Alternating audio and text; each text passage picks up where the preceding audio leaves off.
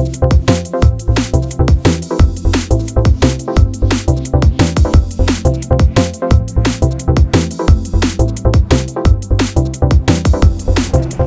again, everybody, and welcome back to SFF180. It is Monday morning, August the 2nd already, somehow. And time once again for the mailbag. I have a very modest mailbag this week, but quite a few announcements. So let's get going on those. First off, for those of you interested in puppy updates, there they are. Well, the puppies now, if you want to follow their adventures in life, they have their own little Instagram that you can follow. There it is right there. So not much other than to say, yeah, they're growing like little weeds, little terrors. But they are a heap of fun. And so, yeah, if you want to keep up with them, go follow them there. I know that they would appreciate it very much. Okay, second bit of news. Space Opera September Season 2 is happening. The announcement video is currently in production. It's quite a bit on the ambitious side, even compared to last year's. And so, but it'll be ready. I am anticipating doing the premiere of this one. It'll be a premiere like I did the last one, right around the middle of the month. I think like the 15th, Saturday, I believe. That's a Saturday, the 15th. Let's look for it sometime around that date, okay? But I have a lot of new challenges. We're leveling up the whole exercise this year, and it's going to be a ton of fun. Of course, if you haven't ever done Space Opera September before, all of the Season 1 challenges from back in 2019 still apply. You can come into this brand new, cold, it doesn't matter. The whole idea is to get a lot of people reading space books and having a good time with that. So, discover something new for a change, why don't you? All right, so keep an eye out for that announcement. And finally, we have the draws for the 2 giveaways that we did on the last episode for Brian Staveley's book, The Empire's Ruin, as well as for Shadow and Claw by Gene Wolfe. So let's do those right now, shall we? All right, I want to thank everybody who entered both giveaways. Thank you guys for participating. Thank you for being viewers. Doing this the old-fashioned way. This is very old school, very analog, okay? So, The Empire's Ruin has been won by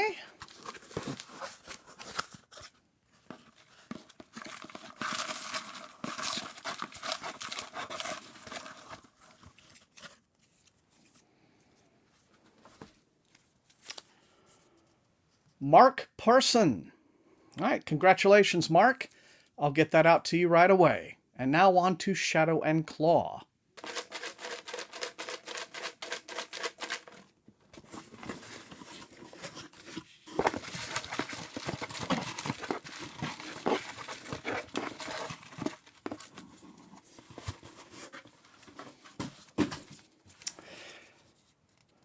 Shadow and Claw has been won by Francisco McTill. I believe he is a Puerto Rican viewer. I remember his emails. So congratulations, Francisco. All right, so those are the draws. Next time a publisher doubles me up on some physicals, we'll do another one of these. But I want to thank you all so much for entering. And now let's get on to this week's books. I have just a couple of physical packages, and I think maybe like 3 or 4 eARCs. And the first of the physicals this week is just this little white envelope, very thin. I'm going to guess it is a Tor.com release. And it is! This is the physical arc for Along the Saltwise Sea, a tale of stormy seas, monsters, and pirate queens. And this is Shannon McGuire writing under the pen name A. Deborah Baker. And these books are tie-ins to her novel Middle Game. These are sort of like, books within the book, as it were. But it says, in this sequel to Over the Woodward Wall, so it's the second one of these, our heroes Avery and Zib continue their journey through the up and under with their extraordinary friends. Gonna skip a bit to avoid spoilers. It says, this companion series to Shannon McGuire's acclaimed novel Middle Game is perfect for both middle grade readers and readers young at heart. McGuire is well loved for her joyous and uplifting fantasy books, and this is no exception. All right then, so Along the Saltwise Sea, a sequel to Over the Woodward Wall, will be out from Tor on October the 12th. And the next physical package is a chunk. It is this big old box from the Hachette group. So I'm guessing it is, it's heavy too. I'm guessing it's another big batch of books from Orbit and Red Hook Publishing. And yeah, these are going to be finished copies, most likely, of things I've already shown you as eARCs, but always great to have these. So, speaking of Space Opera September, this is very exciting to have. This is Adrian Tchaikovsky's new book, Shards of Earth, and it's volume 1 in a new series called The Final Architecture. Very happy to have this lush hardcover edition, really beautiful. Let's see what it has to say for itself. It says, the war for humanity's survival is over. Its heroes forgotten, but one chance discovery will destroy everything we thought we knew about our place in the universe. Idris has neither aged nor slept since they remade him in the war. He used to be a hero, a fighting elite, technologically enhanced not only to be stronger, faster, and near immortal, but to communicate mind to mind with the enemy. Then their alien aggressors, the architects, simply disappeared. And Idris and his kind became obsolete. Now, 50 years later, Idris and his crew have found something strange abandoned in space. It's clearly the work of the architects. But are they returning? And if so, why? Hunted by gangs, cults, and governments, Idris and his crew race across the galaxy hunting for answers. For now, they possess something of incalculable value that many would kill to obtain.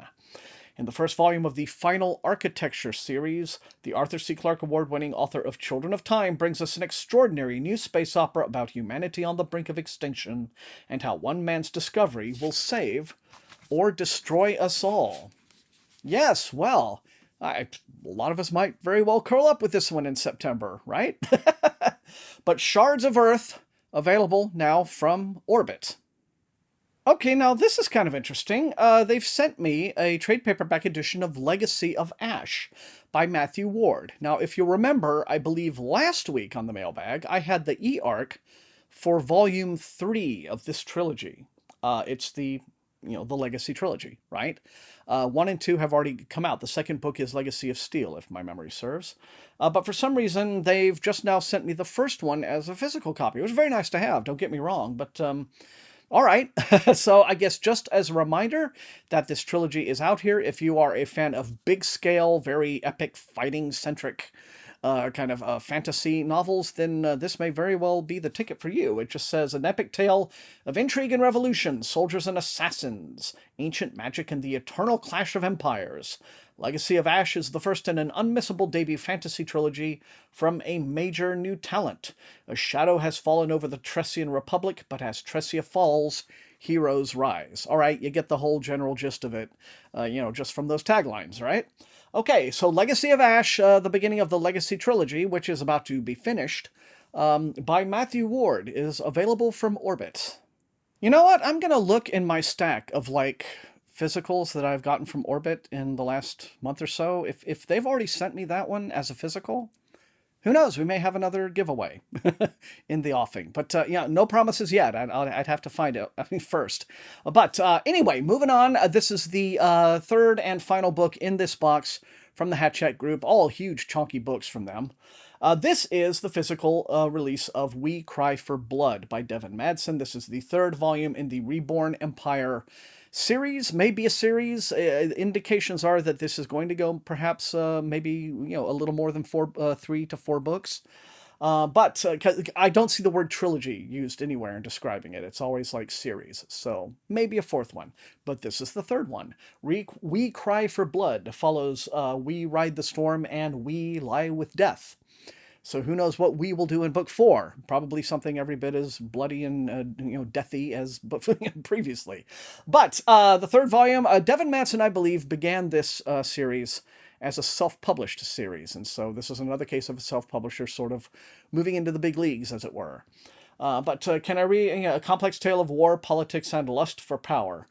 Very reluctant to read synopses of books late in a series because of spoilers, of course, but yes, if you're a fan, book 3 is, I believe, available here very soon. If not now, first week or second week of August at the latest. All right, everybody, now we are moving into the eARCs, and I have 4 of those, so works out well this week.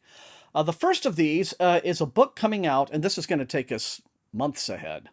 A book coming out on September the 28th from St. Martin's Press. This is a new fantasy called The Orphan Witch. The author is Paige Crutcher. And it goes like this. Persephone May has been alone her entire life. Abandoned as an infant and dragged through the foster care system, she wants nothing more than to belong somewhere, to someone. However, Persephone is as strange as she is lonely. Unexplainable things happen when she's around, changes in weather, inanimate objects taking flight, and those who seek to bring her into their family quickly cast her out. To cope, she never gets attached, never makes friends. And she certainly never dates. Probably wise. Working odd jobs and always keeping her suitcases half-packed, Persephone is used to moving around, leaving one town for another when curiosity over her eccentric behavior inevitably draws unwanted attention. After an accidental and very public display of power, Persephone knows it's time to move on once again. It's lucky then when she receives an email from the one friend she's managed to keep, inviting her to the elusive Wile Isle. W-I-L-E, Isle, Island. The timing couldn't be more perfect. However, upon arrival, Persephone quickly discovers that Wile is no ordinary island. In fact, it just might hold the very things she's been searching for her entire life. Answers, family, home. And some things she did not want, like 100-year-old curses and an even older family feud. With the clock running out, love might be the magic that saves them all. Okay, now that all sounds very YA, I guess, witches, romance, etc. But I don't believe it is being sold as such. But either way, if that sounds appealing to you, The Orphan Witch by Paige Crutcher will be available on September the 28th. Now, moving on into November, we have we have an anthology, followed by a short story collection.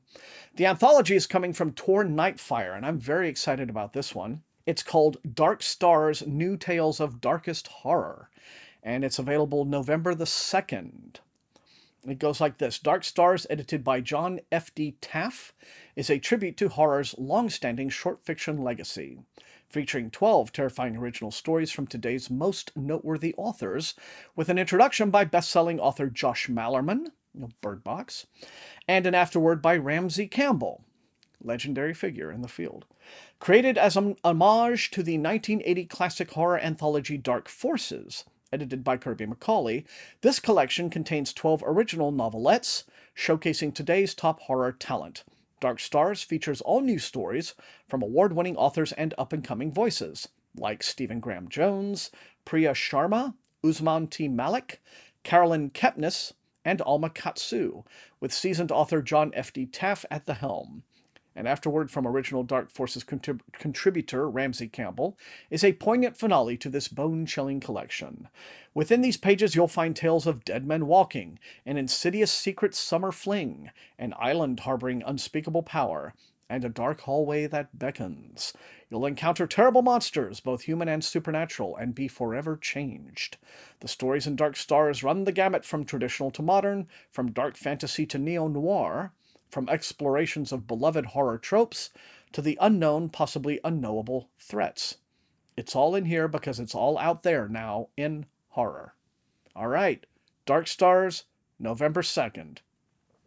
And on November 16th, we have a short story collection from Charlie Jane Anders called Even Greater Mistakes. Charlie Jane's stories are always tons of fun. It says, in her story collection, Even Greater Mistakes, Charlie Jane Anders upends genre cliches and revitalizes classic tropes with heartfelt and pants-wettingly funny social commentary.